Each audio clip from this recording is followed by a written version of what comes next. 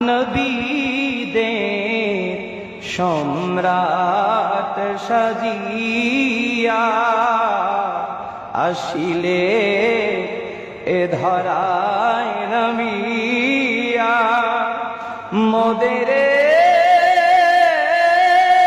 এতিম বানায়া